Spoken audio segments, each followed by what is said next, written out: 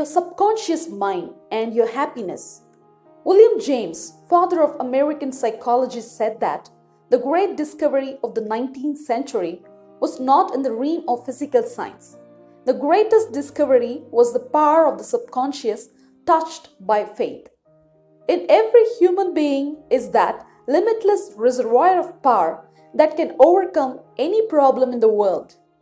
True and lasting happiness will come into your life the day you get the clear realization that you can overcome any weakness, the day you realize that your subconscious can solve your problems, heal your body, and prosper you beyond your fondest dream.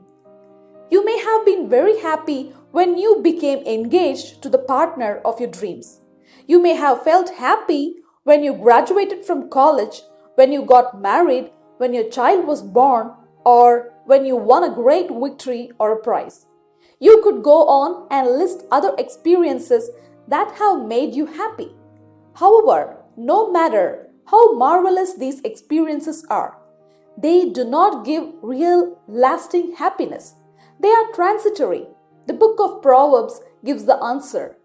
Whosoever trusteth in the Lord, happy is he. When you trust in the Lord, that is, the power and wisdom of your subconscious mind to lead, guide, govern, and direct all your ways, you will become poised, serene, and relaxed. As you radiate love, peace, and goodwill to all, you are really building a superstructure of happiness for all the days of your life. He made it a habit to be happy.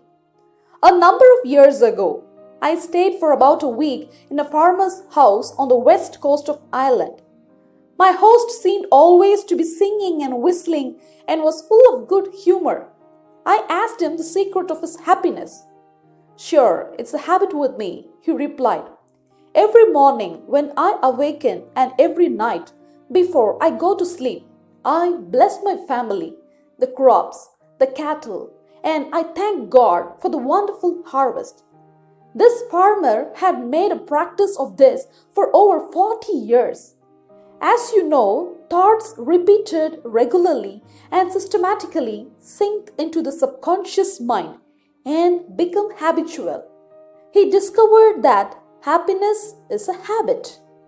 You must desire to be happy. There is one important point to remember about being happy. You must sincerely desire to be happy.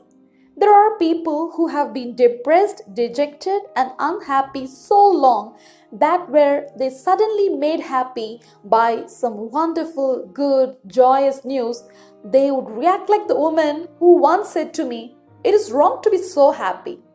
They have become so accustomed to the old mental patterns that they do not feel at home being happy. They long to return to their familiar, depressed, unhappy state. I knew an elderly woman in England who had arthritis for many years. She would pat herself on the knee and say, "My arthritis is bad today. I can't possibly go out. My arthritis keeps me miserable." As a result of her condition, this woman got a lot of attention from her son, daughter, and neighbors. She really wanted her arthritis. She enjoyed her misery, as she called it. On the level of her subconscious mind, she did not really want to be happy. I suggested a curative procedure to her. I wrote down some biblical verses and told her that if she gave attention to these truths, her mental attitude would undoubtedly change. Her faith and confidence would be restored to health. She was not interested. Like many people, she suffered from a peculiar mental morbid streak. She enjoyed being miserable and sad, or at least she enjoyed the benefits her misery brought her. Why choose unhappiness?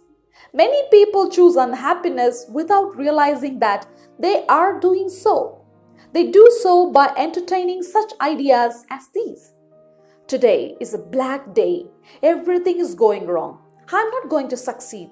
Everyone is against me. Business is bad and it is going to get worse. I'm always late. I never get the breaks. He can, but I can't.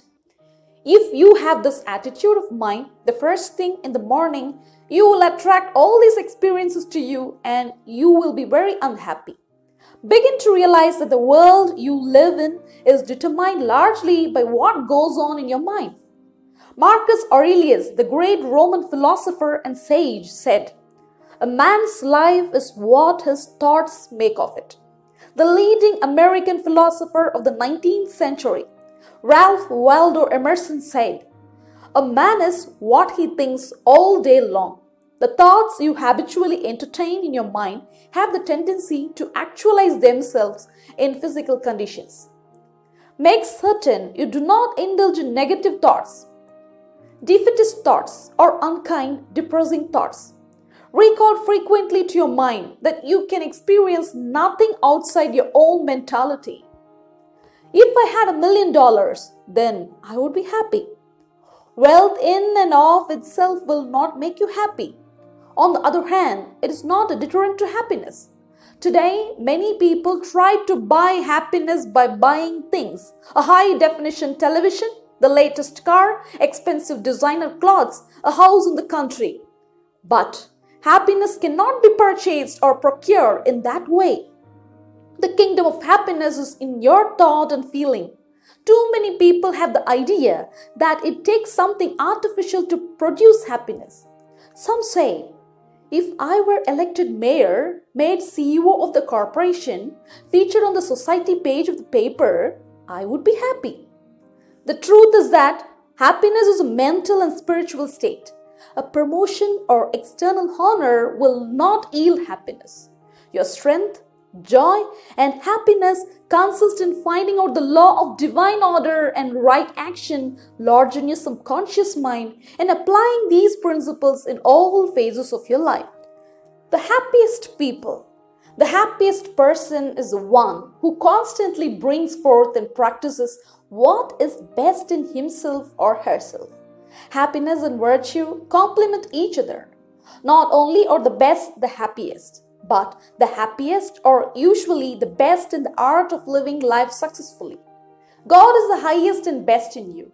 Express more of God's love, light, truth, and beauty, and you will become one of the happiest persons in the world today. When you open your eyes in the morning, say to yourself, "I choose happiness today. I choose success today. I choose right action today. I choose love and goodwill for all today. I choose peace today." Pour life, love, and interest into this affirmation, and you have chosen happiness. There is no block to happiness. External things are not causative. They are effects, not causes. Take your cue from the only creative principle within you. Your thought is cause, and a new cause produces a new effect. Choose happiness.